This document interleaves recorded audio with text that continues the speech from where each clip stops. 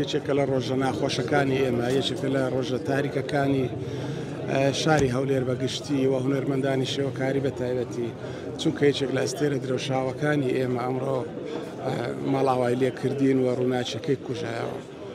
بۆیە ئێمە هونەرمەندان و هاوڕێیانی مامۆستا قەرنی جەمیل ئەمڕۆ لە بەردەمی قەڵای هەولێر کە ڕەمزی شاری هەولێرە و مامۆستا قەرنی جەمیل بۆ خۆی ئایکۆنێکی شاری هەولێر و خەڵکی شاری هەولێر بوو. لێرە یادی ئەو پیاوە جوانە دەکەینەوە بۆ ئەوەی کە شکۆی ئەو مامۆستا قەرنی جەمیل بە ڕووناچی بمێنێتەوە، مۆم بۆ گیانی پاچی پێ دەکەین و ئەو مێژوە جوان و ئەزمونەی ئەو هەر بە درەوشاوی دەهێڵینەوە و گوڵ لە تەنیش وێنەکەی دادەنێن بۆ ئەوەی شکۆمەندی مامۆستا قەرنی جەمیل لەبیر نەکەین. چونکە مامۆستا قەرنی جەمیل یەکێکە لە هونەرمەندانەی کە هێندە مەزنە لە ناو مێژووی هونەری کوردیدا. ئەگەر مامۆستا قەرنی جەمیل لێلابێ بەڕاستی مێژووی هونەری کوردی لەنگ دەبێ یان کەم بایەخ دەبێ.